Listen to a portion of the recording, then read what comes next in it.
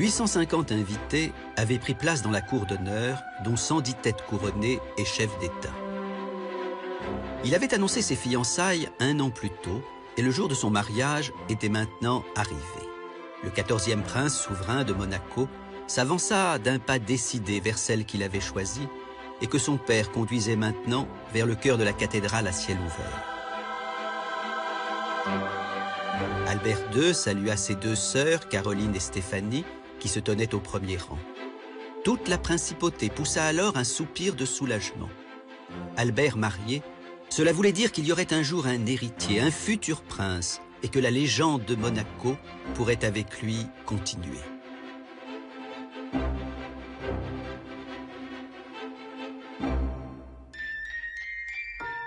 La légende de Monaco.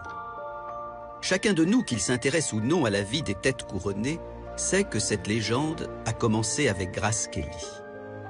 Je me souviens de son mariage comme si c'était hier.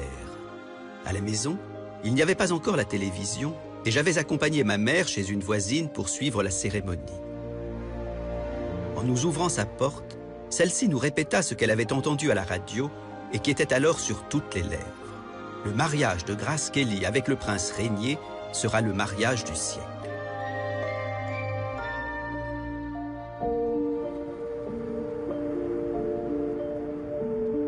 J'avais 8 ans et je venais de découvrir la future princesse dans un film se déroulant justement à Monaco.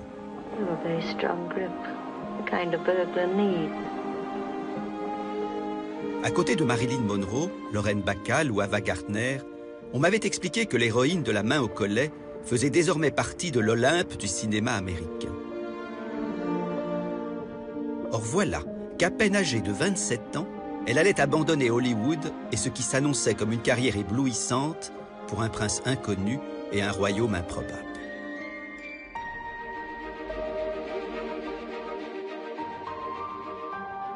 Monaco est en effet un timbre-poste, le plus petit État du monde après le Vatican, 2 km², et ses habitants ne sont que quelques milliers. Rien à voir avec la monarchie anglaise, par exemple.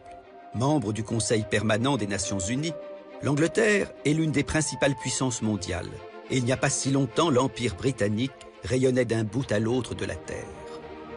Alors comment le prince d'une petite villégiature pour Happy Few avait-il attiré dans ses filets Grace Kelly?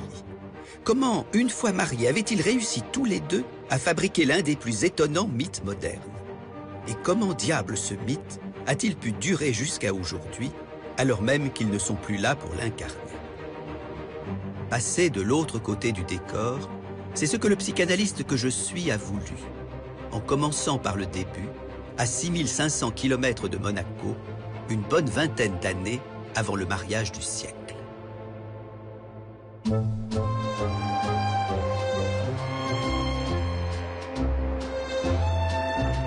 Philadelphie, nord-est des États-Unis.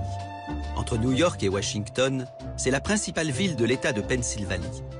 À la fin du XVIIe siècle, son fondateur déclara qu'elle serait la cité de l'amour et de la tolérance.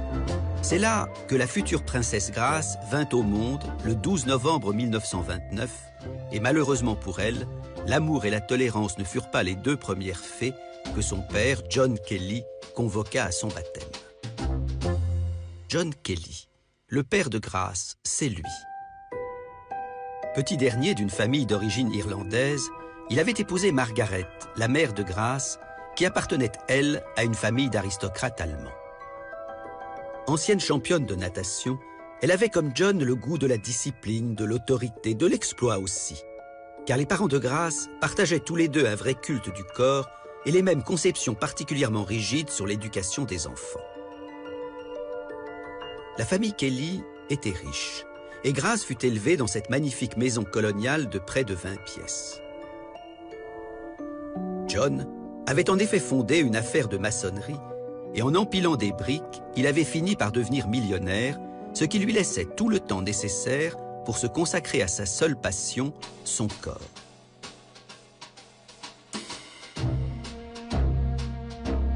Ce père monomaniaque est la figure dominante de l'enfance de Grace et le mode d'être de la future princesse a été incontestablement lié à l'obsession de son géniteur. 1,90 m, 90 kg, le père de Grace Kelly voulait sans cesse améliorer ses performances et c'est sur l'eau qu'il décida de connaître la gloire. Hélas, en 1920, il se vit refuser par l'Angleterre le droit de participer aux prestigieuses régates royales de Henley, car le règlement interdisait aux travailleurs manuels, et donc à l'ancien maçon qu'il était, de concourir. L'humiliation fut terrible, et même si par 3 fois John fut ensuite médaille d'or d'aviron aux Jeux Olympiques, ce qui fit de lui l'un des sportifs les plus connus et les plus admirés de sa génération, il considéra que l'affront qu'il avait subi ne serait pas lavé tant qu'un de ses enfants n'aurait pas gagné à Henley. Un de ses enfants, mais lequel? Certainement pas Grace en tout cas. Car alors même qu'elle faisait tout ce qu'elle pouvait pour plaire à ce père tyrannique, y compris de l'aviron, c'était une fille, et une fille fragile. Quand bien même aurait-elle ramé jusqu'à la fin des temps, elle n'aurait pu atteindre le but que son père s'était fixé. Et Grace vit son frère, Kell, le seul garçon de la famille, investi de la mission dont elle ne pouvait pas, elle, être chargée. Venger son père et apaiser sa douleur. Incroyable destin que le destin du fils de l'ogre qui réussit l'exploit qu'on attendait de lui. Partir en Angleterre, arriver en tête des régates royales de Henley et prouver au monde entier qu'on ne pouvait pas impunément mépriser un Kelly. Le retour du vainqueur fut triomphal et son père mobilisa toute la ville de Philadelphie pour qu'elle l'acclame. Son exploit accompli, le frère de Grace, satisfait de sa performance et de ce corps d'athlète que son père lui avait fabriqué, passa une grande partie de son temps à parader, à faire la fête, et prenant ses distances avec le modèle paternel, trouva l'amour dans les bras d'un jeune et charmant transsexuel. Lui pouvait maintenant se reposer sur ses lauriers.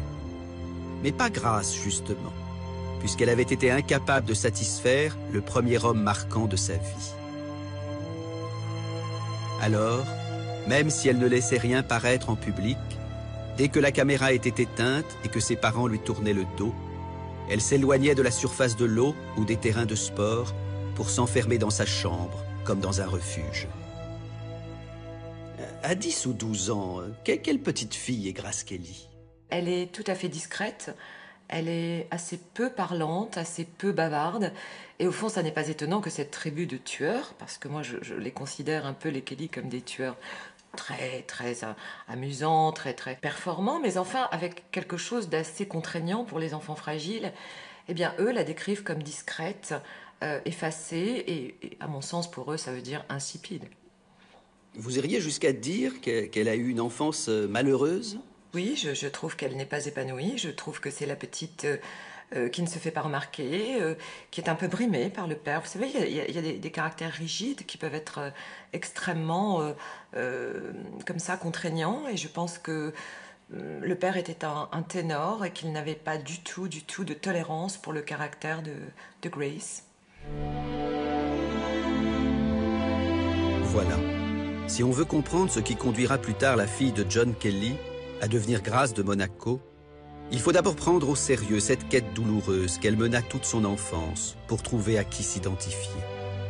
Oh, personne ne lui en voulait comme à Blanche-Neige, personne ne la maltraitait comme Cendrillon, mais personne non plus ne lui donnait une place et un rôle à jouer. Certes, dans ses mises en scène balnéaires, sa mère habillait tout le monde de la même façon pour faire croire que chacun était l'égal de l'autre, avec quelques années de plus ou de moins. Mais lorsqu'elle se retrouvait ainsi mise en rang d'oignon, Grace n'était pas dupe de ce leurre maternel. Comme elle le confessera plus tard, elle se sentait écrasée par sa fratrie, jalouse de ses 2 sœurs, et notamment de Peggy, son aînée si délurée, si drôle, si à l'aise en toutes circonstances. Du coup, dans cette famille sans cesse exhibée comme rayonnante, elle s'attribua le rôle du symptôme. Grace attrapait froid au moindre courant d'air et multipliait les angines, les crises d'asthme et les otites. Le corps de Grace, qui allait devenir au sortir de l'adolescence l'un des plus admirés du monde, entra en résistance et permit à la future star de ne pas être broyée par la moulinette de la normalité. Car c'était ça le destin annoncé d'une fille Kelly. Ressembler à ces femmes qui s'endimanchaient les jours de fête, mais restaient vouées aux tâches ménagères le reste du temps, laissant les hommes s'occuper des choses sérieuses et se satisfaisant d'être promenés à leurs bras comme des trophées. Grace ne voulait pas être normale. Et alors qu'elle était encore élève de la Ravenhill Academy, l'école catholique des bonnes familles de Philadelphie, où le chauffeur la conduisait tous les jours, elle eut l'intuition, en montant sur les planches pour la première fois, que le théâtre serait son issue de secours. Quelques années plus tard, celle qui faisait parfois le pitre avec ses sœurs dans des scénettes improvisées, annonça à ses parents qu'elle voulait devenir comédienne pour de vrai. Et en leur annonçant cette mauvaise nouvelle, c'est un peu comme si elle renonçait définitivement à les combler. Moi, je pense qu'ils étaient incomblables. Souvent, les parents narcissiques ne voient leur progéniture que comme un prolongement narcissique d'eux-mêmes. Voilà, donc il fallait absolument que ça file droit. Grace Kelly, elle filait pas droit. Elle avait quelque chose qui ne collait pas. D'abord, il aurait fallu qu'elle aille à l'université, et ça, elle a été recalée dans toutes les universités. Voilà comment elle se retrouve actrice, au fond. C'est qu'il n'y a plus qu'une seule académie, qui est l'Academy of Art School, qui veut bien la prendre au dernier moment, au moment de la rentrée en septembre. Et elle intègre par piston cette académie. Pourquoi par piston? Parce qu'elle a un oncle dramaturge presque aussi fameux que Tennessee Williams dans les années 20. Grace Kelly n'avait pas 20 ans. Elle était devenue belle comme le jour et venait de trouver le moyen d'échapper à sa prison dorée.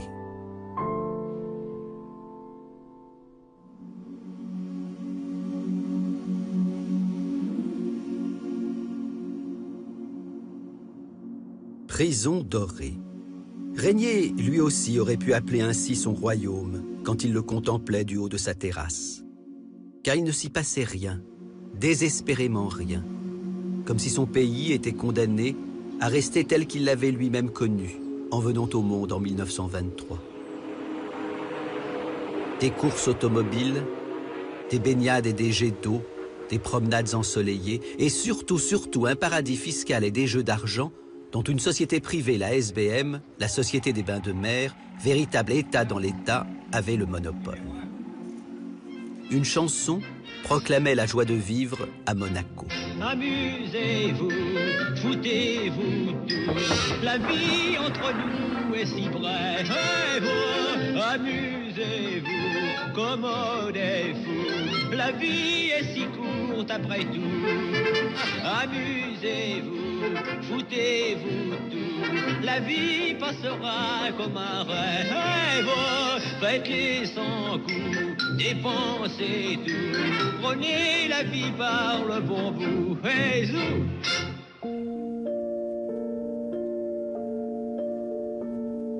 Le futur prince, c'est lui, ce petit garçon en uniforme qui a l'air si empoté à côté de sa sœur Antoinette qu'il aimait tant. J'ai tout de suite été frappé par cette coïncidence qui explique l'empathie immédiate que ressentirent l'un pour l'autre Grace et Régnier.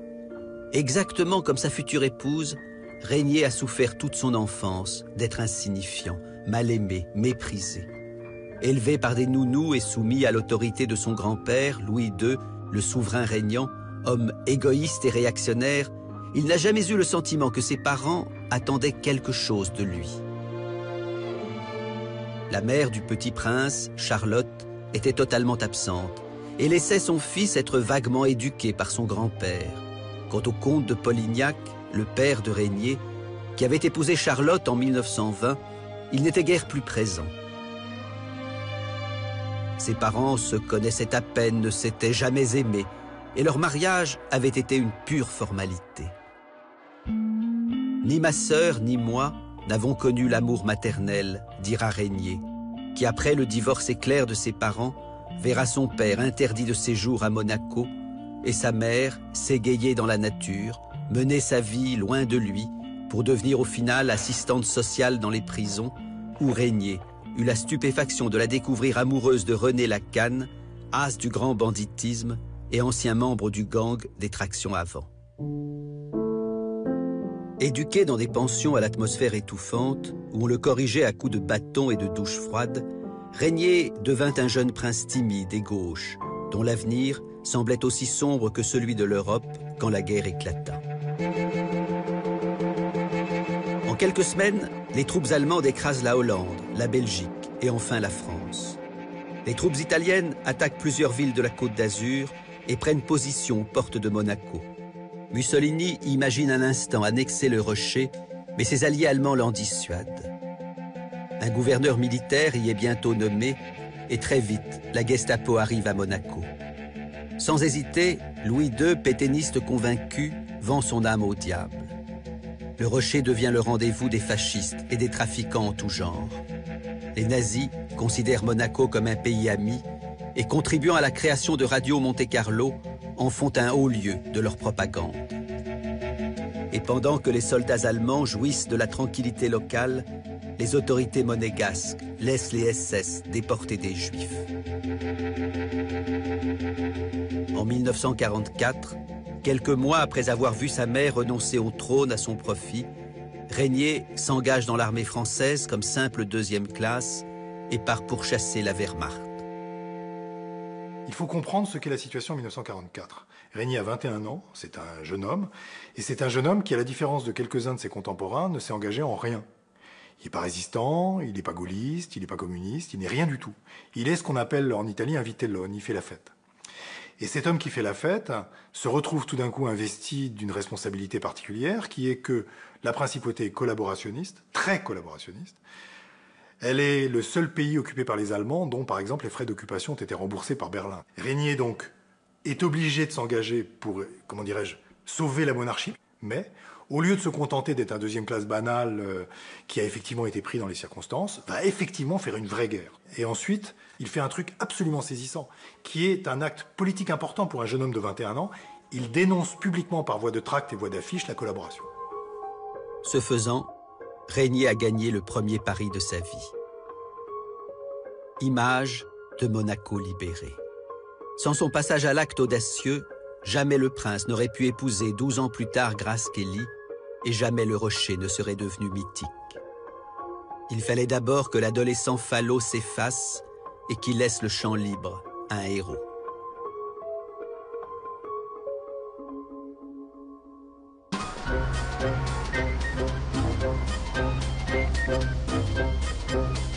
Être quelqu'un d'autre, voilà exactement ce que Grace Kelly voulait elle aussi. Et avec ce sentiment douloureux de n'avoir jamais trouvé une place dans sa propre famille, c'était le second point commun qu'elle partageait sans le savoir avec Régnier. À peine arrivée à New York, se produit en elle une véritable mutation. On l'avait connue secrète, elle devient accorte, avenante, séductrice. Elle s'amuse, elle plaît, on la surnomme l'Amazone et tout le monde la remarque. Les hommes, bien sûr, dont elle avait pu constater à Philadelphie l'effet qu'elle produisait sur eux, mais aussi les publicitaires qui lui offrent ses premiers contrats.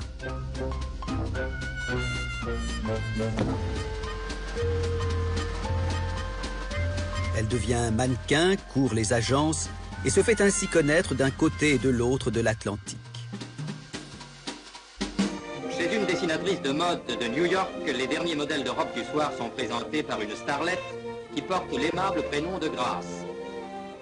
Mais sans doute cette présentation est-elle seulement destinée à mettre en valeur le sourire et la beauté de Grace, qui sont, il faut bien le reconnaître, inimitables. Elle réussit à jouer au théâtre, puis dans des séries télévisées, où elle enchaînera les rôles jusqu'à ce que le cinéma commence à s'intéresser à elle. Gary Cooper la repère un jour dans un studio et tombe sous son charme. Il la fait aussitôt engager à ses côtés, dont le train sifflera 3 fois. Amy. I mean it. If you won't go with me now, I'll be on that train when it leaves here. Le film est accueilli par la critique comme un chef-d'œuvre. C'est le début de la gloire, la réalisation du plus fou de ses rêves, devenir actrice et célèbre.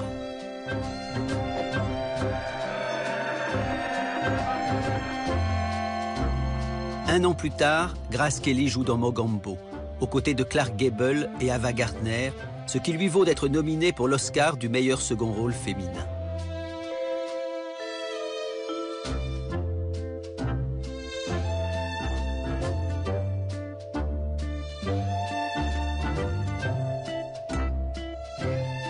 must forget that it ever happened. It was just, well, it was nothing. You want me to forget it? Et vient enfin la rencontre historique avec Alfred Hitchcock. Grace tourne alors 3 films qui entreront dans la légende. Le crime était presque parfait, Fenêtre sur cour et La main au collet. And you suggest that he came in by the window, and we know that he came in by that door. But he can't have come in that way. That door was locked. You could have let him in.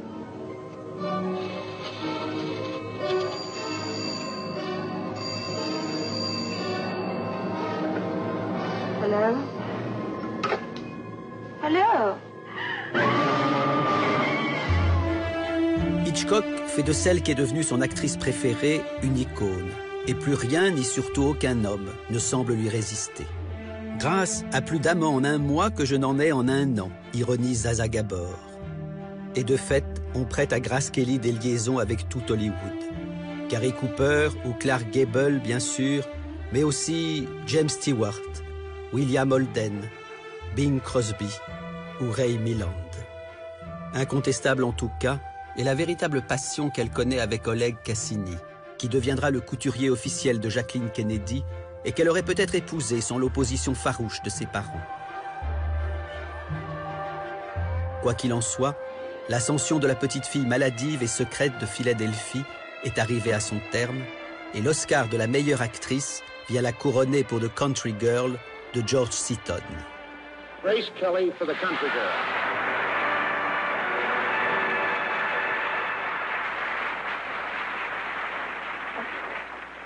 The thrill of this moment keeps me from saying what I really feel. I can only say thank you with all my heart to all who made this possible for me. Thank you.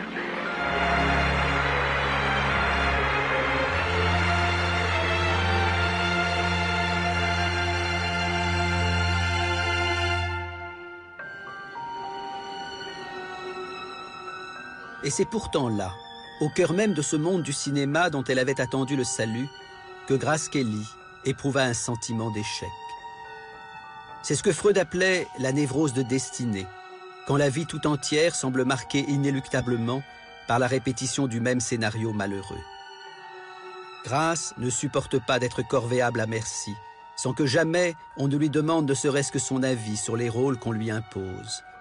À quoi bon avoir quitté sa famille pour se retrouver au final dans cette nouvelle cage, malmenée par des producteurs encore plus tyranniques que son père? On a du mal à croire que dans les années 50, Hollywood était une prison. Il n'y a pas une actrice qui, dans ses mémoires, ne parle pas de ça. Je veux dire, Hollywood, c'était une série de contraintes, d'obligations, et soit on était viré, soit on en partait. Grace Kelly, même avec un Oscar, ne pouvait pas choisir ses films. Non. Non, je pense que Grace Kelly ne pouvait pas choisir ses films, de la même manière que Marilyn ne pouvait pas choisir ses films.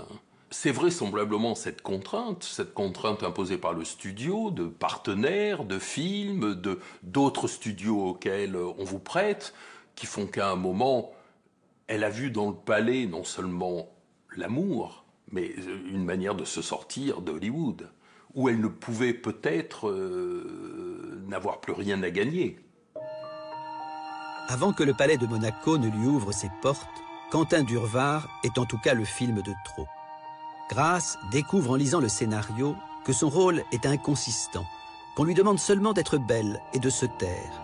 Elle refuse et tient tête au producteur de la MGM, fou furieux, qui menace de ne plus jamais la faire tourner.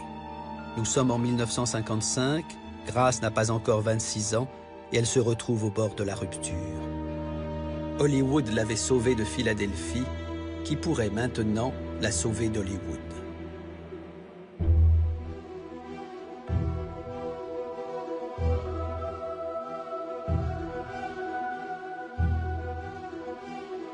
Toute la population monégasque s'est portée sur le rocher des Grimaldi pour assister aux obsèques de son souverain, le prince Louis II.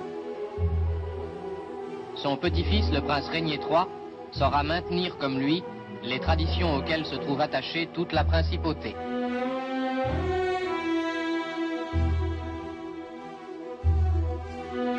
« 1949. À 26 ans, À l'âge même où Grace cherchait comment échapper à Hollywood, Régnier III devenait le plus jeune souverain régnant d'Europe.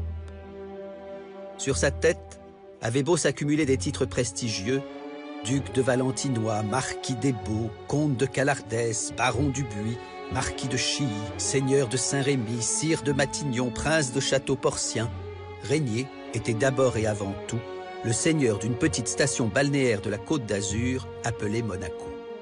Et contrairement à l'image qu'on a aujourd'hui de lui, il était en plus impopulaire parmi ses propres concitoyens. Quand il devient prince en 1949, Régnier n'est rien et la principauté n'est rien, absolument rien. C'est un État faible, pauvre, sans attrait particulier, qui est contesté, y compris dans les jeux et l'hôtellerie de luxe, par tout le reste de la Côte d'Azur. C'est un État en devenir, on va dire. Constitutionnellement, jusqu'en 1910, le prince a tous les pouvoirs. C'est-à-dire que jusqu'en 1910, le prince peut descendre de sa voiture, abattre un monégasque, rentrer dans sa voiture et repartir sans problème. Après 1910, il a, entre guillemets, octroyé une constitution, mais ce n'est pas une vraie constitution. En 1930, la France devient le maître de la principauté. Donc le prince, pour le coup, n'a même pas le pouvoir minimum qu'il peut avoir. Régnier est le produit de ça. Il veut avoir le pouvoir. Il l'a formellement, puisqu'il peut faire ce qu'il veut, mais il ne l'a pas parce que c'est la France qui décide, et il ne l'a pas parce que les monégasques le contestent. Du coup, le jeune prince se prend à rêver d'un autre destin. Devenir un vrai souverain. Moderniser son royaume. Renflouer ses caisses. Il s'agite, multiplie les visites officielles, essaye de faire savoir à la France qu'avec lui, plus rien ne sera pareil. On le reçoit avec politesse, on le traite avec égard, mais on lui fait bien comprendre que ni lui ni Monaco ne font le poids. Fort heureusement, Régnier est plus heureux dans sa vie privée. Il aime et il est aimé. Comme Grace Kelly, qu'il ne connaît pas encore, Gisèle Pascal est actrice. Elle a joué au théâtre, tourné avec Marc Allégret ou Marcel L'Herbier. Elle a le même âge que le prince qu'elle a connu alors qu'il était encore étudiant. Ils sont amoureux depuis des années, leur liaison est connue de tous, et comme on les voit souvent ensemble et qu'ils semblent détendus, complices, heureux, les rumeurs de mariage vont bon train. Alors, que se passa-t-il? Eh bien, un nouveau passage à l'acte. Soutenu par son confesseur personnel, le père Tucker, qui avait plusieurs fois mis en cause les origines trop modestes de Gisèle Pascal, Régnier décide purement et simplement de sacrifier son amour sur l'autel de la renommée, comme s'il comprenait d'un coup que la seconde moitié du siècle serait non seulement médiatique, mais people, et qu'il devait dès lors s'apparenter à une femme capable de transcender par sa seule présence et Monaco et son propre règne. Le père Tucker ne se fit pas prier pour prendre les choses en main, et la rupture du prince avec Gisèle Pascal fut rendue publique. L'ouverture du 8e festival de Cannes allait fournir à Régnier l'occasion qu'il attendait.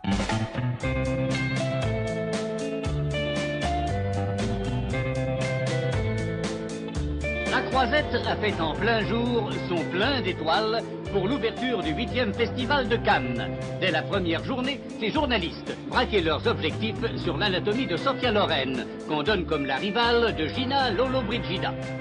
Voici d'autres visages. Brigitte Bardot, la Begum, vedette, elle, du tout Paris, et puis Jean-Pierre Aumont, une belle distribution. Jean-Pierre Aumont.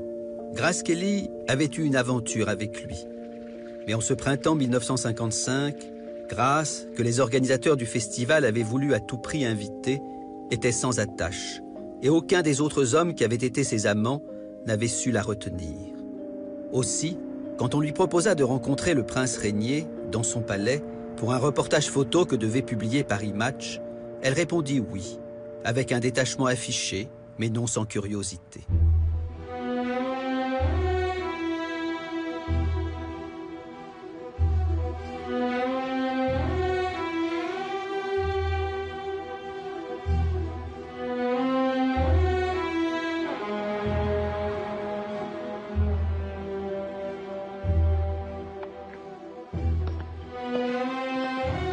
Un valet annonça à Grace que le prince venait d'arriver et Grace demanda « Comment dois-je m'adresser à lui? Parle-t-il anglais? Je ne sais même pas quel âge il a. » Elle fit la révérence, comme on le lui avait appris, et le prince lui demanda si elle aimerait voir son palais.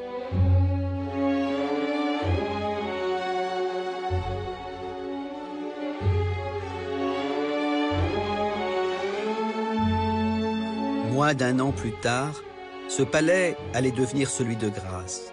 Car c'est à la suite de cette unique rencontre, qui ne dura que 45 minutes, qu'ils décidèrent de se marier sans même se revoir, ne serait-ce qu'une deuxième fois. Mais Grace, dont l'enfance et l'adolescence avaient été comme en miroir avec celle de Régnier, avait compris tout de suite qu'ils partageaient tous les deux le même et impérieux désir de métamorphose, et qu'ils avaient besoin de s'enchaîner l'un à l'autre pour le réaliser.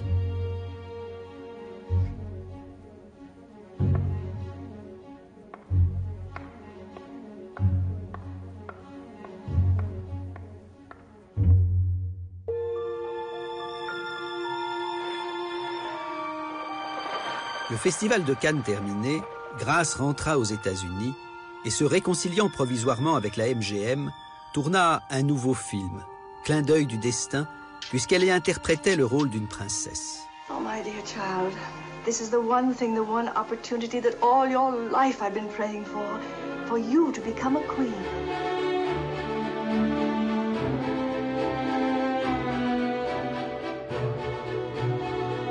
Régnier et Grace s'écrivirent régulièrement, puis le prince, qui ne connaissait pas les États-Unis, annonça officiellement qu'il s'y rendrait, sans préciser toutefois le but réel de son voyage.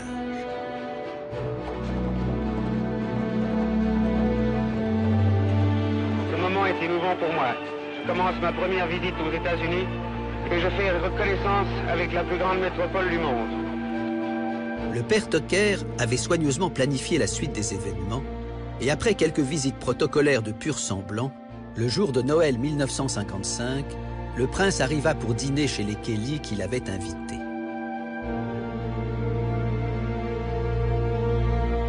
Il n'avait pas revu Grace depuis Cannes, mais elle était telle qu'il l'avait entrevue, sublime. Et quelques jours plus tard, faisant aussitôt la une de tous les journaux, ils annoncèrent ensemble leur fiançailles.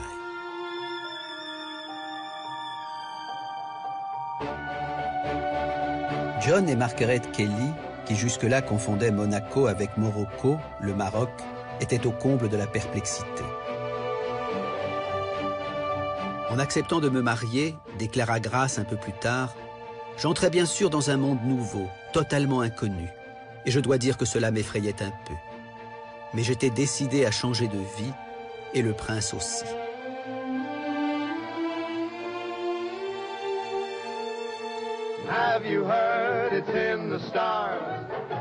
Avant de rejoindre Monaco pour ses noces, Grace Kelly allait tourner un dernier film, High Society, dans lequel elle portera la bague de fiançailles que lui avait offert Régnier. Plus rien n'était cependant pareil, et les producteurs de la MGM comprirent qu'elle leur avait définitivement échappé.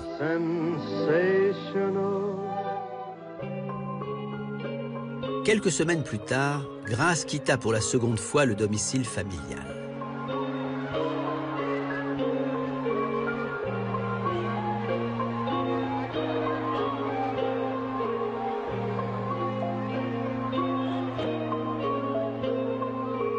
Sur le quai du port où l'attendait le Constitution, le bateau qui devait la mener jusqu'à Monaco, la foule était si dense, les journalistes si nombreux, qu'un incident, une altercation entre photographes, éclata comme un mauvais présage.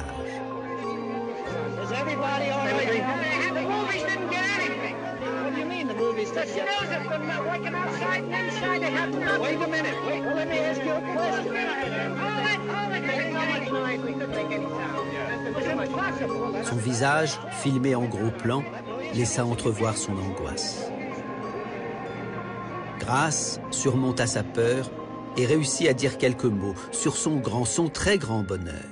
Just getting married is a very big step for any girl, and of course, I have a great many feelings about that, and it's a very exciting thing, and I'm very, very happy. Of course, I'm a little sad to be leaving home, but I hope to be back quite often.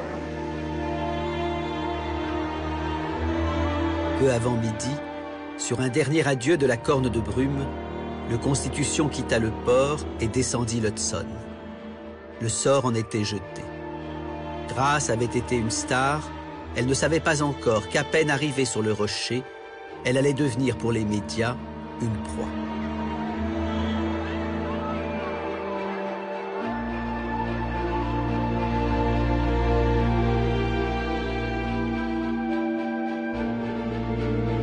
Pendant que le navire vogue vers l'Europe, à Monaco, on s'affaire. Le prince a pris l'étonnante décision de céder à la MGM les droits exclusifs de son mariage et les caméras d'Hollywood en filment les préparatifs. C'est vraisemblablement un deal qui est passé avec le studio pour la libérer de son contrat et ils ne pouvaient pas empêcher effectivement une de leurs actrices d'aller se marier avec un prince à Monaco, mais tout le monde a essayé d'y gagner là-dedans. Et donc, c'était un film qui était le solde de tout compte de son contrat avec le studio. Tout désormais va se dérouler à la manière d'un film à grande mise en scène. Grande mise en scène qui commencera avec l'arrivée du Constitution, après 7 jours de traversée, quand le paquebot jettera l'ancre dans la baie d'Hercule, au large de Monaco, le 12 avril 1956. À bord de son yacht, Régnier attend Grace. Répartis sur une multitude de petits bateaux, les photographes et les journalistes guettent l'arrivée de Grace comme s'ils allaient assister en direct à l'une des plus célèbres scènes de la mythologie grecque, la naissance d'Aphrodite sortant des flots. Le service de presse de Monaco fait savoir qu'ils sont au nombre de 1600 et que ce chiffre ne fut pas atteint sur tout le théâtre des opérations de la Seconde Guerre mondiale. Tous se réjouissent d'immortaliser un événement autrement plus original que le couronnement de la reine Élisabeth 3 ans plus tôt. Et ils savourent la composition de ce nouveau cocktail, à peine goûté et déjà légendaire. Une star, un prince, les États-Unis, la vieille Europe, le soleil, l'argent, l'amour. Ils ignorent juste qu'il manque un ingrédient pour que le mythe soit presque parfait. Le drame, mais il viendra.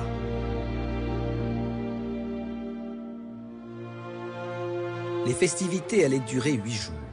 Réceptions officielles, accueil des délégations, discours, remerciements, réjouissances en tout genre.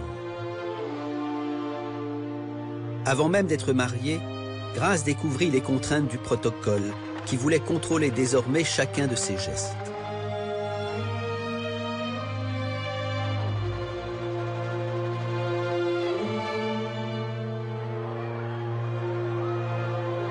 Caroline, la fille de Grace, racontera que sa mère lui avait toujours dit que ces 8 jours avaient été affreux.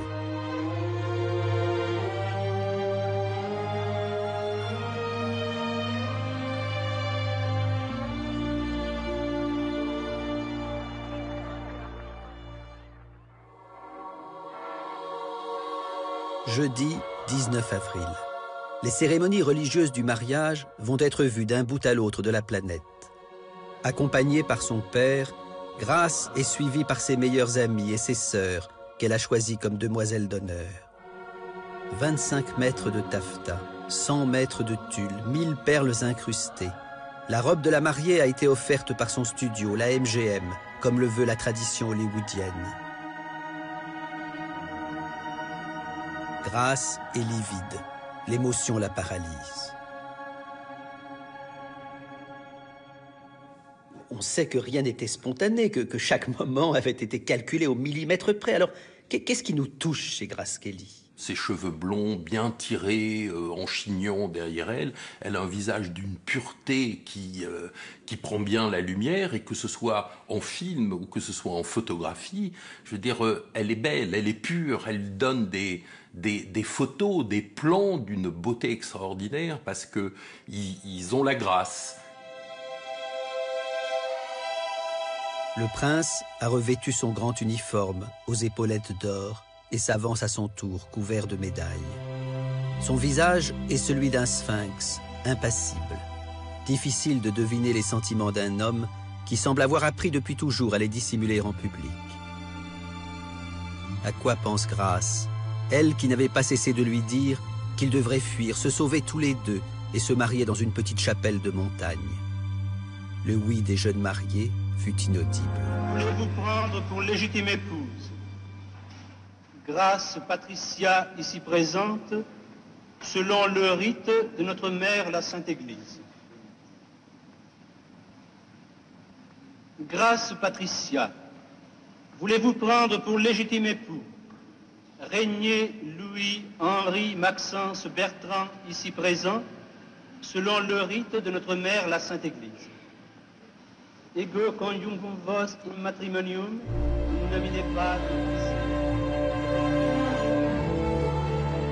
Rien n'échappant aux caméras, celles-ci attrapèrent le moment troublant où Grâce vint à l'aide de Régnier, à qui résistait l'anneau nuptial.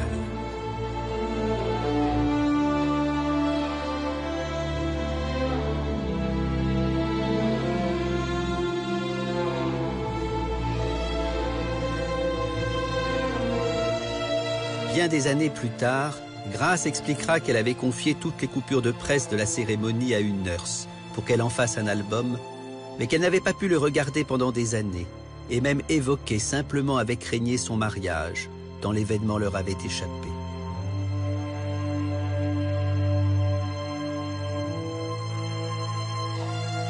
Et quand on lui demanda quel avait été le temps le plus fort de cette journée qui avait changé sa vie, elle se rappela surtout le moment où elle s'était dit « Voilà, j'y suis. C'est une rue à sens unique. Il n'y a pas moyen d'en sortir. »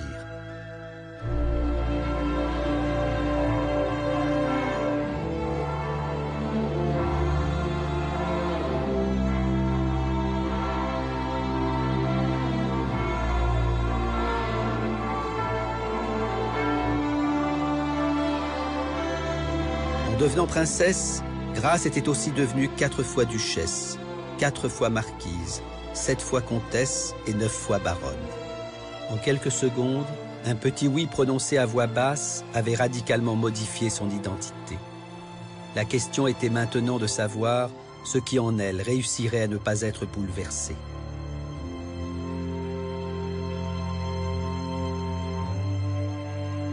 Il est rare de pouvoir donner avec précision la date de naissance d'un mythe. Eh bien ici c'est possible. 19 avril 1956. Et il est encore plus rare que les héros d'un mythe en soient les habiles maîtres d'œuvre. Eh bien c'est pourtant ce que Régnier et Grâce vont devenir en écrivant avec un véritable génie de la mise en scène la suite de leur histoire commune.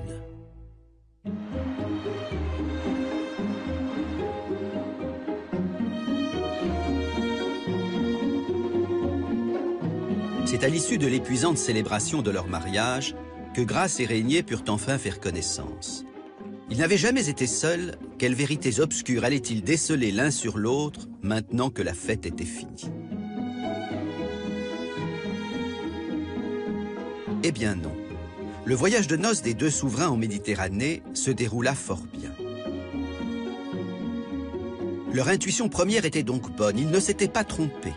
En dépit du côté fabriqué de leur mariage, ils découvrirent qu'il y avait entre eux assez d'affinité pour qu'ils puissent s'aimer pendant des années. Grâce était bien la femme que Régnier attendait. Non seulement belle, mais intelligente et sensible, et capable en un seul geste de charmer une arène. Et Grâce, de son côté, ne se félicitait pas moins que lui d'avoir fait le bon choix. « Je voulais me marier », expliqua-t-elle, « mais je ne voulais pas que ce soit avec quelqu'un qui serait devenu Monsieur Kelly. Le plus important pour moi, c'était de trouver un mari qui soit un homme et qui sache le rester. » Cela semblait manifestement le cas du prince Régnier.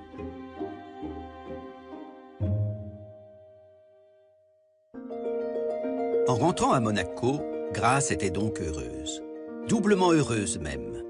Personne ne le savait encore, mais elle était déjà enceinte, comme si à peine devenue princesse, elle avait consciencieusement réalisé le vœu le plus cher de son prince, avoir un successeur. Les couvertures de magazines qui affichaient l'image de leur bonheur naissant ne mentaient pas. Les deux tourtereaux étaient amoureux et ravis et confiants.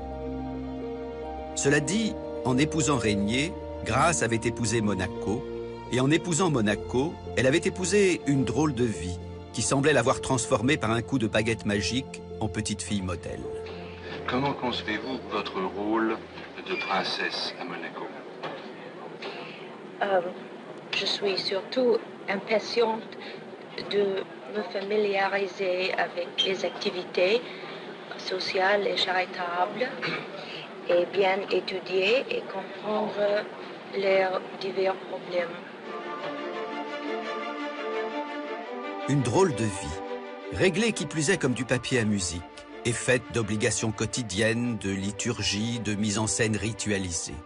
Une vie ne souffrant pas l'improvisation et encore moins le laisser-aller. La transition avec la douceur du voyage de noces fut brutale, et Grace commença sa vie de princesse en étant malade tous les jours. Il faut dire que les monégasques qui avaient salué avec enthousiasme le mariage du siècle ne l'aidaient pas beaucoup. Insensible à son évidente bonne volonté, certains la regardaient même avec méfiance, se demandant si au final elle arriverait à s'intégrer à leur petit monde. Mais la fille de John Kelly, qui avait appris dans son enfance à faire bonne figure en toutes circonstances, ne laissait rien paraître et acceptait avec le sourire toutes ces nouvelles contraintes. J'ai eu beaucoup de problèmes quand je suis arrivée ici, reconnut-elle plus tard. Comme j'étais étrangère, beaucoup pensaient que je le resterais.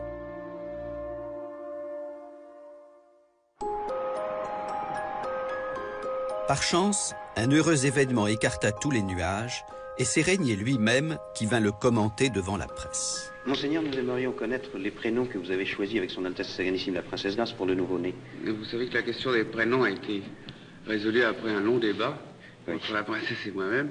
Et finalement, nous sommes arrivés à une sélection. Si c'est un garçon, le petit prince s'appellerait en premier Grégoire, Georges, Pierre, Richard. Si c'est une fille, Caroline, Louise, Marguerite. Monseigneur, comptez-vous avoir d'autres héritiers? Mais bien sûr.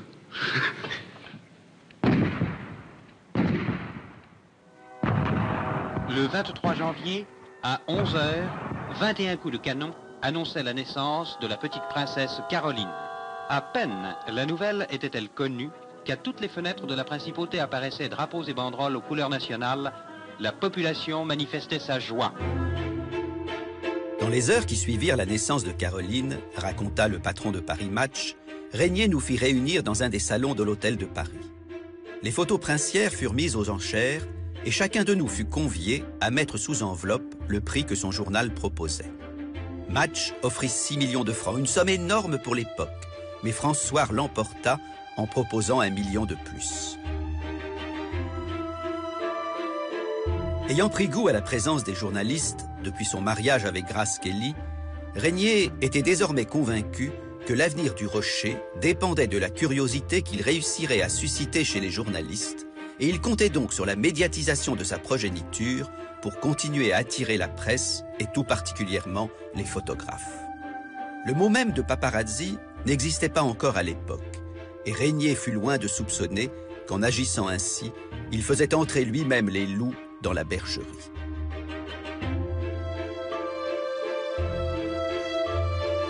Une seconde grossesse, quelques mois seulement après la naissance du premier bébé princier, allait donc faire tourner de plus belle la machine médiatique. La faire tourner d'autant plus vite que Grace, décidément parfaite, devait cette fois mettre au monde un garçon. Attendue et préparée comme celle du roi de Rome, toute proportion gardée, la naissance du petit prince de Monaco a été saluée de 101 coups de canon. Et les fidèles sujets monégasques ont appris avec satisfaction que le problème de la succession du prince Régnier était désormais réglé. Mêmes images que pour la naissance de la petite Caroline. Même cadre, même mise en scène et même engouement planétaire. 25 ans plus tard, une autre princesse, Lady Diana, mettant au monde le futur roi d'Angleterre, dira « Le plus difficile dans la maternité, c'est cette inquiétude intérieure que l'on ressent et qu'il ne faut pas montrer. »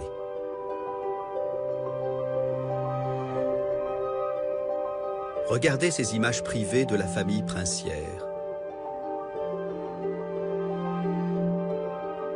Regardez ces images restées secrètes pendant des années et qui semblent tourner à des années-lumière de l'agitation du palais.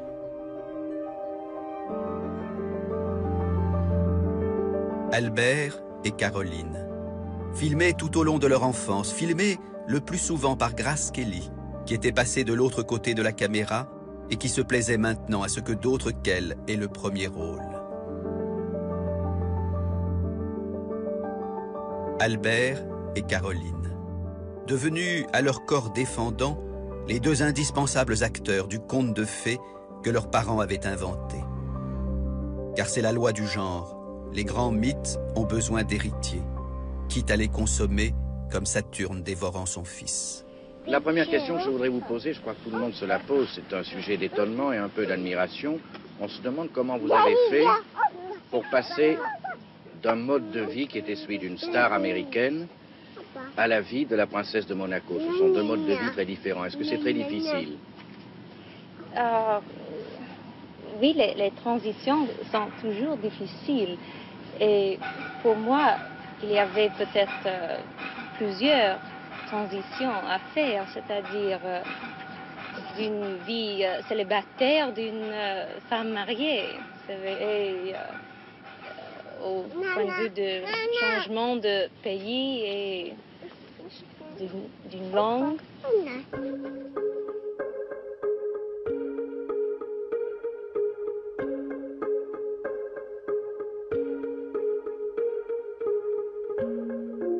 Régnier, prenant plaisir à la paternité, jouait de bon cœur avec Caroline et Albert, ne voulant pas qu'il souffre de son absence comme lui-même avait souffert de celle de ses parents.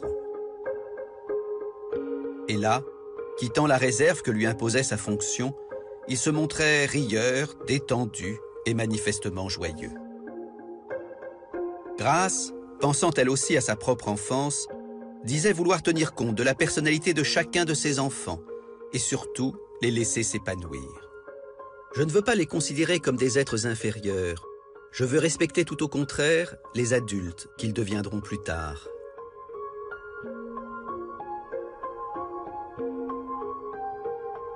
Mais qu'on ne s'y trompe pas. Grace fut une mère sévère, aussi sévère que Régnier, et exigeant de ses enfants qu'ils respectent ce qu'elle appelait nos règles de vie et nos valeurs éternelles, elle faisait en sorte que les deux petits, chaque fois que le protocole l'exigeait, répondent illico aux desiderata du palais.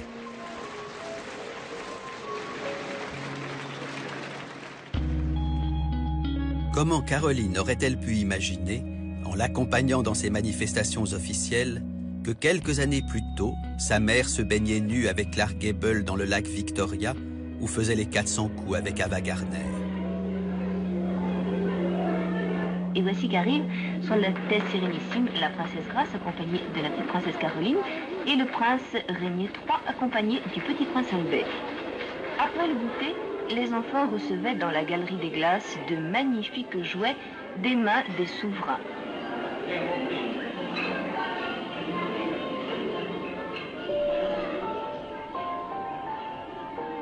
Parce que son père le préparait à monter sur le trône, Albert connut une enfance encore plus contrainte que celle de sa sœur.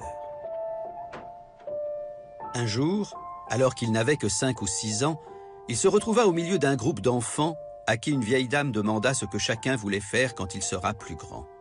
L'un répondit qu'il voulait être pompier, l'autre policier.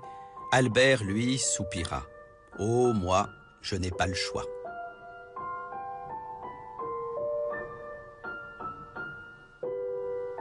Albert avait d'autant moins le choix que Régnier comptait bien lui léguer non pas une petite villégiature, mais un véritable État. Et pour transformer Monaco, tout restait à faire. Régnier n'y va pas par 4 chemins. Pour avoir les mains libres, il dissout le Conseil national, la chambre unique du Parlement monégasque, et suspend purement et simplement la Constitution.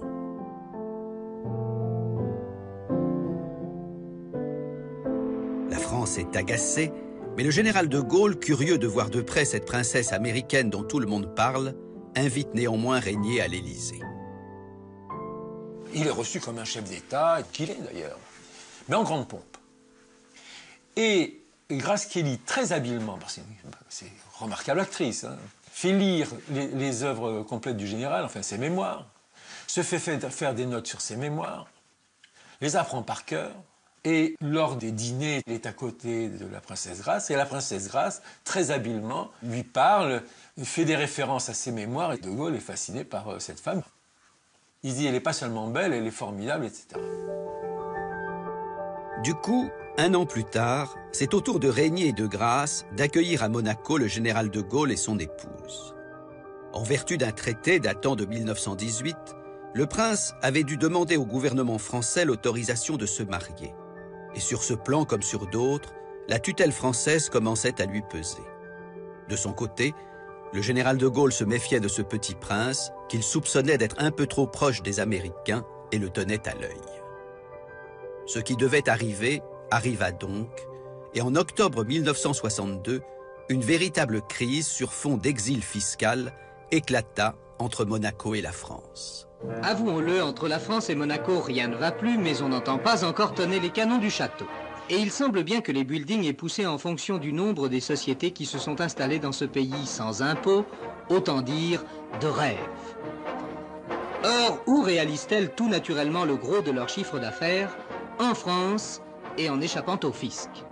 La frontière est tellement symbolique. Le fruitier est à Monaco, le boulanger d'en face dans les Alpes-Maritimes. Or, en pleine nuit, un premier barrage de douaniers a été installé. Première mesure de pression. Monaco sera-t-il territoire étranger ou les négociations franco-monégasques suspendues reprendront-elles pour aboutir à un accord fiscal? De ce combat inégal, Monaco dépendait de la France pour ses chemins de fer, son approvisionnement en eau, en gaz ou en électricité. Régnier sortit néanmoins la tête haute et même renforcé. Grasse, qui avait été de bout en bout à ses côtés, n'y était pas pour rien. Ah oui, je pense que Grace Kelly a contribué à éviter l'affrontement frontal, justement, entre son époux un peu carré, qui manquait quelquefois de subtilité, et De Gaulle. Elle n'est pas passée par l'école de Hollywood pour rien. Et sa célébrité a certainement adouci les rapports entre deux personnages au tempérament assez fort, donc De Gaulle et Régnier. Dans ce sens-là, oui, elle a joué un rôle politique. Finalement, si on fait le bilan des 6 premières années de Grasse à Monaco, c'est plutôt une réussite. Oui, non, tous les témoins m'ont affirmé qu'elle était plutôt agréable. Ces premières années passées sur le rocher, d'autant plus que ça correspondait au développement économique pour lequel Grasse s'est beaucoup investie. C'est elle qui a attiré quand même tous les capitaux américains. C'est elle qui a fait venir tous les grands noms américains, d'entreprises industrielles, d'acteurs. Acteurs, oui. Chanteurs aussi. Et pas n'importe lesquels. Tel Frank Sinatra qui devint comme Cary Grant un des habitués de Monaco. Car après avoir dépoussiéré le palais, Grasse partageait avec Régnier le même désir, réconcilier la principauté avec son siècle. La principauté ne veut pas vivre de son passé. Elle est à un tournant de son évolution. Et je crois sincèrement que Monte-Carlo est une des rares exceptions où on peut concilier le charme du passé avec les exigences de la vie moderne. Mais il reste sur place un ennemi de taille qui règne notamment sur les casinos, source considérable de revenus pour Monaco. C'est l'armateur grec Aristote Onassis, un homme immensément riche, patron de la SBM, la toute-puissante société des bains de mer qui contrôle une bonne partie du rocher et dont Régnier veut maintenant se débarrasser. Et il va y arriver, il est quand même très habile, Régnier. Il a construit progressivement son habileté. Il est confronté à des difficultés de plus en plus grandes. Bon, parce que combattre les monégasques, c'est une chose, mais combattre le général de Gaulle, c'est quand même pas le même niveau, quoi. Et quand il se retrouve face à Onassis, qui est un type particulièrement rusé, qui est un homme d'affaires, qui est un très grand homme d'affaires international, qui a une réussite financière énorme, il arrive à le coincer. Du jour au lendemain, en effet, Régnier fait voter une loi qui modifie les règles du jeu et Onassis quitte Monaco avec l'amère sensation de s'être fait filouter. Une fois Onassis parti, Régnier est définitivement le seul maître à bord? Oui, à partir de son OPA là, sur la SBM 1960, il devient le boss, il devient le patron. Et c'est lui qui décide tout, en seigneur absolu, en autocrate. C'est lui qui décide de tout ce qui se passe à Monaco. Des uniformes des gardiens de prison, au choix de la couleur de la moquette d'une nouvelle salle de congrès, c'est lui qui décide tout. Voilà. Régnier a gagné son deuxième pari. Il est marié avec l'une des plus belles femmes du monde, il a tenu tête à la France, éliminé ses opposants. Pour que le mythe soit parachevé, il lui faut maintenant sublimer Monaco. 20 ans après son mariage, le résultat est spectaculaire. Le rocher n'a plus rien à voir avec la petite bourgade sur laquelle Louis II avait régné. Villas, immeubles, palais des congrès. Au prix de travaux souvent gigantesques, la principauté est devenue une cité moderne. Pour résoudre certains problèmes, on était obligé de gagner sur la mer. Et ainsi, le territoire de la principauté s'est agrandi d'1/5 avec les 3 terre-pleins qui ont été réalisés. Régnier encourage un tourisme beaucoup plus large que celui sur lequel avait misé Onassis, et pour satisfaire la nouvelle clientèle américaine que l'arrivée de Grasse avait favorisée, il rénove les hôtels et en fait construire de nouveaux. Dans le même temps, il réussit à attirer des centaines d'entreprises pour diversifier l'économie du Rocher, cherchant des produits à haute valeur ajoutée comme les parfums ou l'électronique. 20 ans après son mariage, Régnier a trouvé le signifiant maître de sa légende personnelle. Il est le prince bâtisseur et ses admirateurs comparent désormais Monaco à Manhattan. Si vous permettez l'expression, vous êtes le patron de la principauté. Oui, c'est exact. En fait, c'est presque une position de PDG, mais compliquée disons, des facettes politiques dont il faut jouer et dont il faut tenir compte. Hélas, si 20 ans après son mariage, Régnier pouvait en toute sérénité s'assumer et en prince et en PDG, et en mari et en père, il était loin d'en être de même pour Grace Kelly. Car pour elle, dès 1962, le mythe avait commencé à perdre de ses couleurs, quand elle crut que son destin lui appartenait encore un peu, qu'elle pourrait avoir au moins un projet personnel, refaire du cinéma, et susciter de nouveau le désir plutôt que le respect. Seulement voilà, elle était devenue la prisonnière de la légende de Monaco, et en apprenant que leur princesse allait repartir pendant quelque temps à Hollywood pour tourner dans Marnie sous la direction d'Alfred Hitchcock, le protocole, le Vatican, les monégasques s'indignèrent. Et au final, le prince lui dit non. Non sans appel. Et elle s'en retourna au palais avec le sentiment qu'à 32 ans, elle n'en sortirait plus. Cher Hitch, abandonner le film m'a crevé le cœur. J'étais tellement enthousiaste à l'idée d'y participer et surtout de travailler de nouveau avec vous. Quand nous nous rencontrerons, je vous expliquerai de vive voix toutes les raisons qui m'ont poussé à prendre cette décision. Il est si regrettable que les choses se soient ainsi passées, et j'en suis profondément désolé. Chère Grace, oui, c'est tellement triste. Moi qui me réjouissais tant de ce nouveau film ensemble. Retour à la case départ. Et vint alors au monde Stéphanie, que sa sœur et son frère accueillirent avec joie. Et Grace Kelly, reprenant sa caméra, se remit à filmer ses bambins et leurs géniteurs sous tous les angles.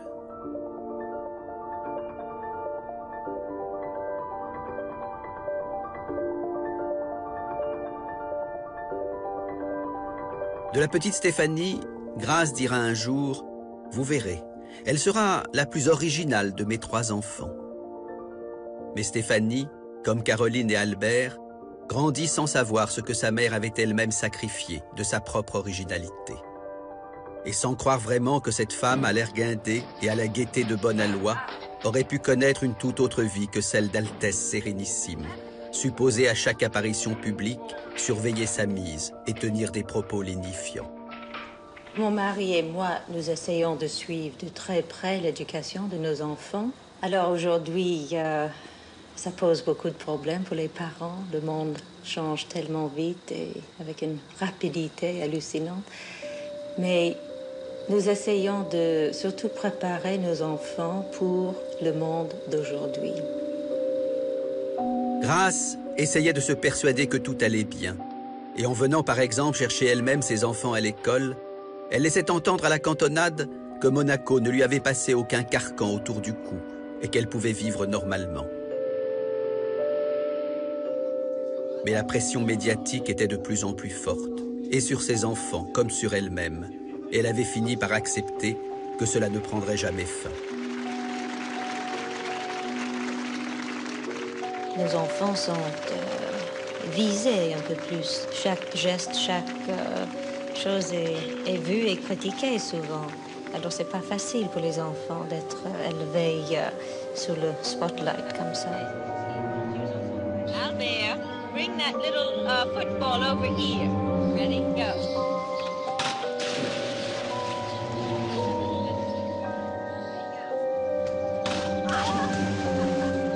Protégé sur le chemin du lycée par un garde du corps, Albert était cependant traité comme les autres élèves dès qu'il en franchissait le seuil.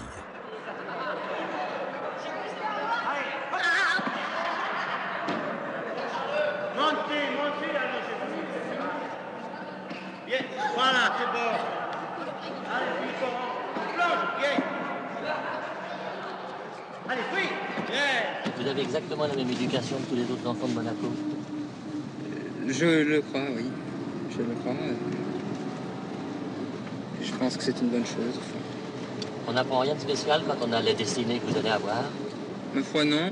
Rien que le contact avec les adultes et plus spécialement avec mon père donne une éducation peut-être un peu plus complète.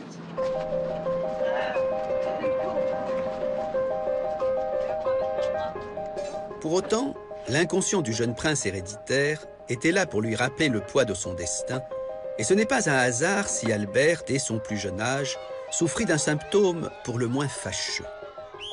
Sportif accompli, mais piètre discoureur, Albert bégayait.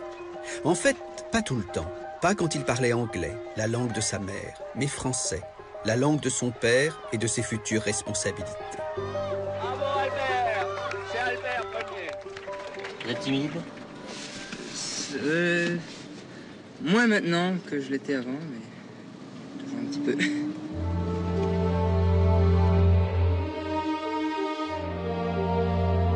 Toujours un peu timide, et néanmoins toujours là où Régnier lui demandait d'être. Aujourd'hui, mon fils est auprès de moi, déjà conscient de ses devoirs et de ses responsabilités que sa haute charge donnera. Je lui fais entière confiance. Comme moi, il aura, je le sais, les mêmes préoccupations, les mêmes soucis de notre prospérité et de votre bien-être, et la même volonté de maintenir notre indépendance séculaire intacte dans l'union de tous les monégasques autour de lui.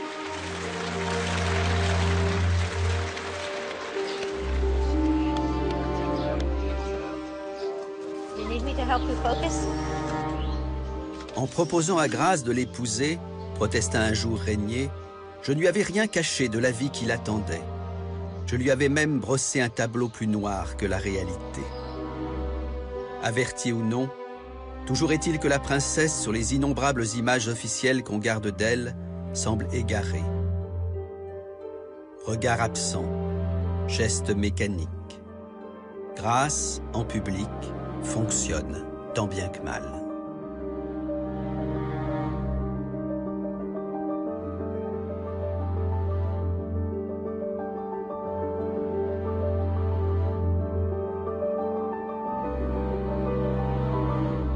Sans doute les deux souverains continuaient-ils de s'aimer, et peut-être même beaucoup.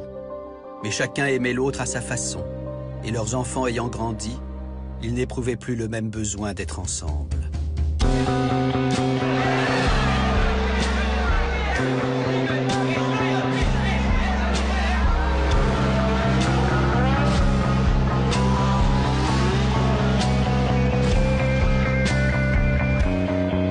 Régnier menait sa vie à Monaco, donnant libre cours à son amour des voitures ou des animaux. Vous aimez particulièrement les animaux, beaucoup. Probablement plus que les humains. C'est peut-être beaucoup dire, monseigneur. Plus que beaucoup d'humains.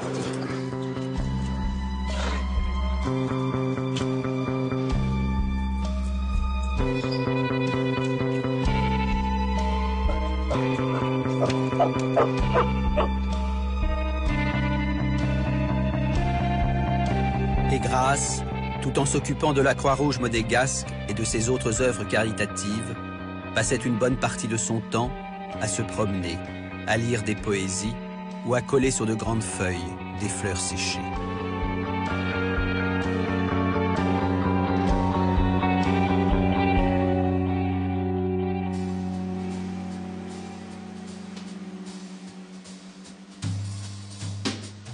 Aînée des 3 enfants, Caroline arriva la première à l'adolescence et avec un désir décidé. Pas question de perpétuer le mythe familial, pas question d'épouser comme Grace Kelly un prince.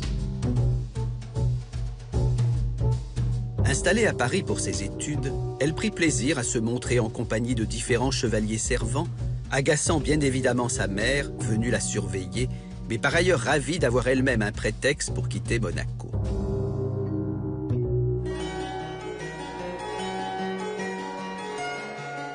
Et Caroline finit par tomber amoureuse de Philippe Junot, fêtard invétéré, de 17 ans son aîné, ce qui correspondait exactement à la différence d'âge qu'il y avait entre Grace Kelly et Oleg Cassini, l'homme qu'elle avait voulu épouser avant Régnier. Grace, qui rêvait de marier sa fille au prince de Hanovre, fut désorientée. « Mais que vont penser les gens ?» s'écria-t-elle, en acceptant finalement un mariage décevant plutôt qu'un déshonneur public. Pourquoi Caroline a-t-elle ainsi bravé ses parents? Parce que c'était un playboy et qu'elle avait besoin d'avoir sa période de rebelle et puis qu'elle est tombée folle amoureuse, comme on peut tomber amoureuse à 20 ans d'un mec qui n'est pas fait pour vous, mais qui est plutôt sympathique, séduisant et qui vous emmène dans un autre monde. Mariage tendu, parents accablés, mais jeunes époux ravis.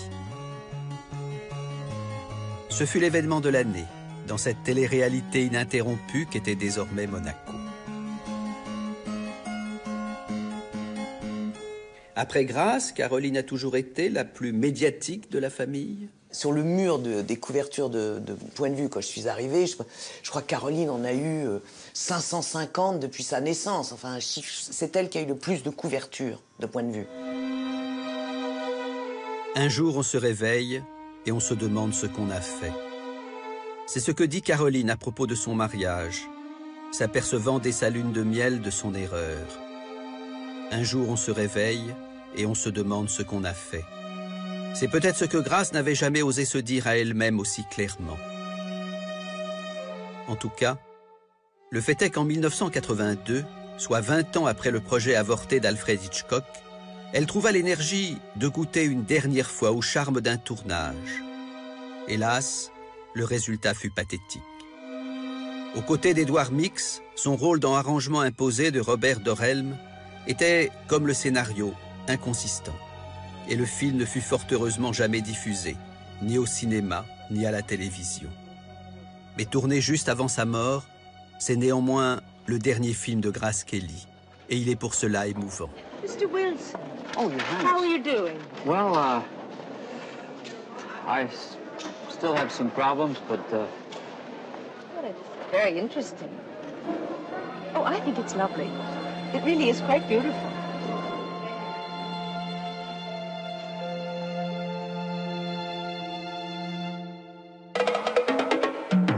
Grace Kelly, la princesse Grace de Monaco, est morte des suites de l'accident qu'elle avait eu il y a 2 jours, d'une hémorragie cérébrale, dit-on, depuis l'hôpital qui portait son nom et où elle est décédée. Elle avait 53 ans.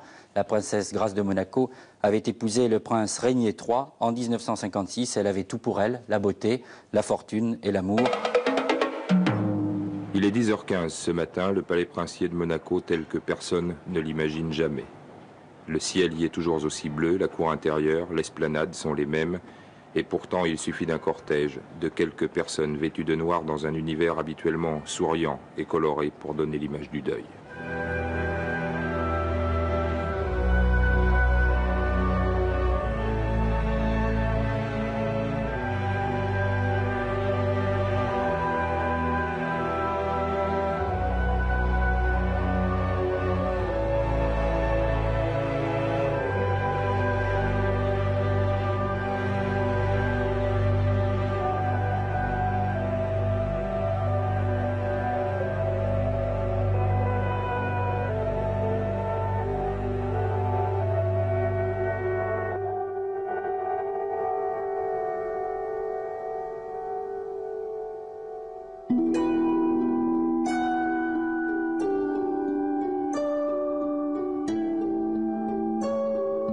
La disparition de la princesse foudroya le prince Régnier. Il n'avait pas 60 ans et sa vie allait encore se poursuivre pendant de nombreuses années. Mais sans Grace Kelly, le double imaginaire qui lui avait permis d'exister, il était comme arrivé au terme de sa propre histoire. Il n'en était bien évidemment pas de même pour les 3 enfants de la princesse. Stéphanie n'était pas encore majeure, et si Albert comme Caroline avaient dépassé la vingtaine, ce n'était pas depuis bien longtemps. Et c'était sur leurs épaules que reposait désormais la survie du mythe de Monaco, alors même que ce mythe avait été fabriqué comme sur mesure pour leurs parents, et qu'ils devaient maintenant en trouver, tout seuls, un mode d'emploi. Caroline étant la fille aînée, c'est elle qui tout naturellement se retrouva en première ligne. À chacune de ses apparitions publiques, les observateurs se posaient la même question. Pourra-t-elle reprendre un jour le flambeau que Grace Kelly avait laissé tomber? Or, elle était en plein désarroi, y compris dans sa vie privée, où après avoir divorcé de Philippe Junot, elle était plus que perplexe sur son avenir amoureux. Comment, dans ces conditions, s'identifier à sa mère et prolonger sa légende? C'est alors qu'elle rencontra Stefano Casiraghi. Stefano Casiraghi, de 3 ans son cadet, fils d'un riche industriel italien, lui apparut comme le mari idéal. À l'opposé de Philippe Junot, elle fut tout de suite persuadée que sa mère l'aurait aimé et que lui, à coup sûr, pourrait l'aider à tenir son rang de princesse. Du coup, celle qui avait dit « Cela me serait égal de ne pas être Caroline de Monaco », accepta de bon cœur tout ce qu'on attendait d'elle, et notamment qu'elle incarne à son tour le mythe, comme Grace, charnellement. Je sais pas si la famille princière restait perchée sur le rocher à se tourner les pouces. Je pense pas qu'on soit encore là. Il faut vivre avec son temps, il faut... Puis nous sommes une petite communauté, c'est un peu comme une grande famille et chacun y met du sien. Et faut pas oublier que les Monégasques sont très très peu nombreux. En quelques années, Caroline devint la nouvelle icône de Monaco. Et comme Grace avec ses 3 enfants, la nouvelle icône se laissa filmer avec ses propres bambins, Andrea, Charlotte et Pierre. Scène privée de bonheur que Grace n'était plus là pour voir, mais qui faisait écho à celle qu'elle avait elle-même filmée. Merci qui? Merci bébé. Andrea, comment il s'appelle, papy? Comment il s'appelle? Monseigneur. Hélas, le rocher, pour exister, devait attirer encore et toujours les regards. Et Caroline ne pouvait ni rompre, ni même ralentir la mécanique du spectacle que ses parents avaient mise en place. Et comme le mythe de Monaco n'était jamais aussi attractif que dans le drame, elle subit de plein fouet les conséquences de cette indécence médiatique dont elle était à la fois la complice et la victime. Nous recevons à l'instant des images de l'arrivée en hélicoptère de la princesse Caroline. La famille Grimaldi est une nouvelle fois endeuillée. Stefano Casiraghi meurt à bord de son offshore alors qu'il participait au championnat du monde au large de Monaco. 2 Mercedes noires amènent la famille Grimaldi et Casiraghi qui cette fois sont réunis pour le pire.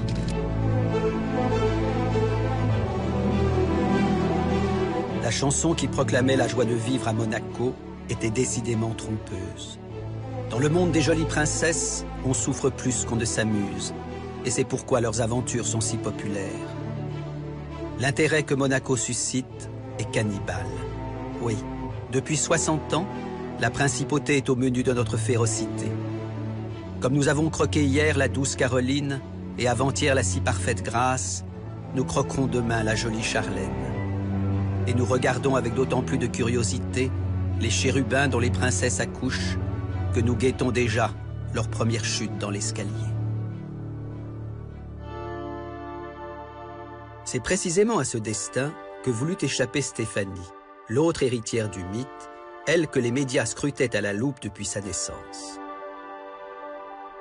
Elle était née princesse de Monaco, fort bien, mais était-ce une raison pour qu'on la condamne comme Grace Kelly à la détention à perpétuité? À la mort de sa mère, sa conviction fut faite. Elle serait libre et ne compterait que sur elle-même pour y arriver. Tant pis si, à la différence de son frère et de sa sœur, elle devait arrêter ses études et prendre ses jambes à son cou.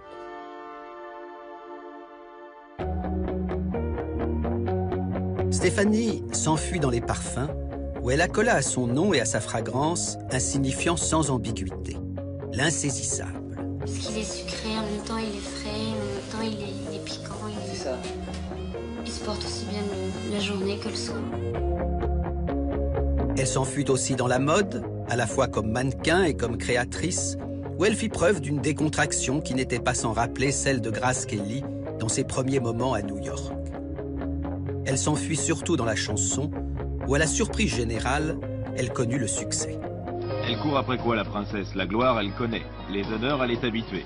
Il restait la vie d'artiste, un rêve de jeune fille ou une opération de marketing. Une princesse chanteuse, est-ce bien raisonnable?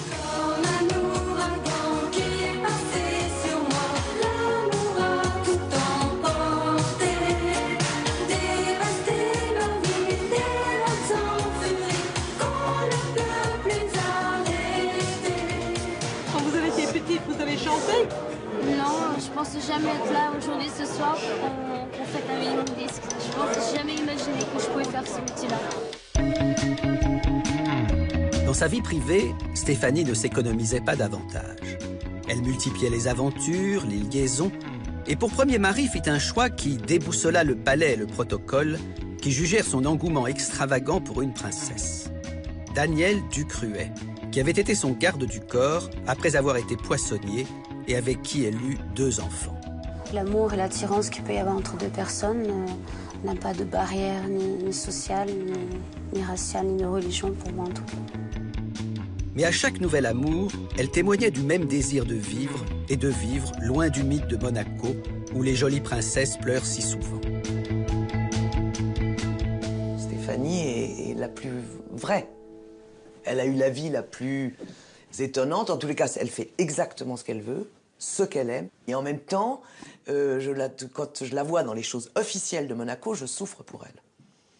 On sent que sa robe, elle s'en fout, mais qu'elle est obligée de la mettre parce qu'il faut avoir un tailleur. On sent qu'elle est ou trop bronzée, ou les cheveux trop courts, ou les cheveux trop tirés, ou trop tatoués. Mais bon, elle a vraiment du mal à... Ça la barbe. Des 3 enfants, Stéphanie fut sans conteste la plus malmenée. Sa vie turbulente et atypique, suscitant dans les médias tantôt de l'agressivité, tantôt de l'ironie, voire de la condescendance. C'est un petit problème de protocole que je vais vous poser là. Est-ce qu'on vous appelle souvent Altesse, en dehors de la principauté? Non, pas très souvent quand même. On vous appelle comment? Stéphanie, parce que quand ce sont mes disques et puis mon parfum, donc c'est juste mon nom, Stéphanie. Alors on dit, mais alors, le protocole, c'est votre Altesse, c'est Altesse tout court, c'est comment? C'est Altesse. Altesse, hein? C'est pas mon Altesse, ça j'ai pas le droit. Non, ça c'est votre version. Ça c'est ma version.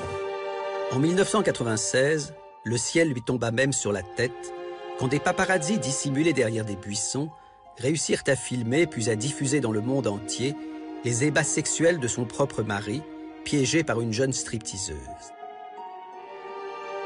Mais le pire reste la sinistre rumeur qui l'a poursuivie pendant des années. Parce qu'elle était assise à côté de Grace Kelly dans la voiture accidentée, on la soupçonna d'avoir été au volant et d'être responsable de la mort de sa mère. J'avais 17 ans, expliqua-t-elle un jour, analysant avec justesse le mythe généré par ses parents. Je venais de perdre ma mère et on m'accusait de l'avoir tuée. Comment ne pas se sentir coupable quand tout le monde vous regarde avec l'air de dire « Comment se fait-il que toi, tu sois encore en vie ?» Mais maman était un personnage si féerique qu'il était impossible d'accepter qu'il lui soit arrivé quelque chose d'aussi banal qu'un accident de voiture. On s'est donc imaginé que c'était moi la fautive, car elle était trop parfaite pour ça.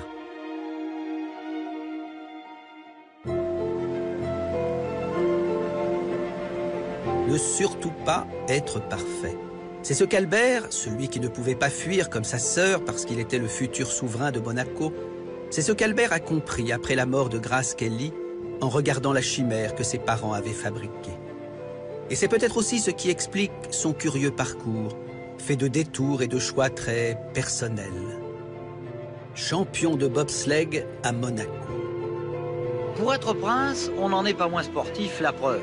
Albert Grimaldi est l'un des 96 concurrents de l'épreuve de bobsleigh à 2 des Jeux de Calgary. Pendant des années, Albert a tout fait. De l'avion, de la course à pied, des visites officielles, de l'humanitaire, du vélo, du triathlon, de la voile, de l'haltérophilie, du tennis, de l'humanitaire encore, beaucoup d'humanitaire. Albert a tout fait, y compris des enfants illégitimes. Tout, sauf ce qu'on attendait de lui, qu'il se marie et fasse à son tour un petit prince. Les rumeurs de mariage ne sont pas fondées, vous êtes un homme libre, monseigneur. J'aime être un homme libre, mais bien sûr, je pense que le mariage arrivera un jour, mais il ne faut pas précipiter les choses et il ne faut pas me bousculer. Pendant des années, Albert a été du coup le célibataire le plus convoité du petit monde des têtes couronnées. Et peu pressé de perdre sa liberté, Albert eut la chance de n'avoir pas à se hâter davantage pour gouverner. Car son père, alors même que sa santé déclinait progressivement, s'accrochait au pouvoir comme à son bien le plus précieux. Alors, quand Albert, à la mort de Régnier, devint enfin le 14e prince de Monaco, il continua de prendre son temps, et il resta célibataire 6 ans de plus, comme s'il se disait ce que Madame du Barry avait murmuré, juste avant de poser sa tête sous le tranchant de la guillotine. « Encore un moment, monsieur le bourreau. » Dieu à qui tout homme doit obéissance, aide le prince Albert II, que tu as mis à la tête de notre pays, à remplir sa mission dans le respect de ta loi. Albert attendit d'avoir 53 ans pour se marier, et la paternité ne fut pas d'actualité pour lui avant ses 56 ans. Incroyable procrastination qui a certainement été le petit coup de génie de son inconscient, sa façon à lui de ne pas se soumettre entièrement aux exigences impérieuses du mythe de Monaco.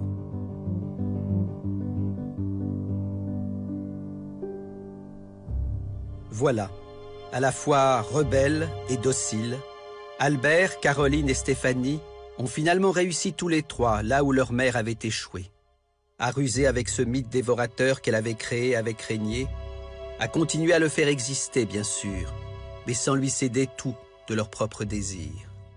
Grâce à eux, à leurs incartades, à leurs maladresses, à leurs égarements, le rocher aurait bien du mal à faire croire aujourd'hui qu'il est lisse comme une image d'Épinal.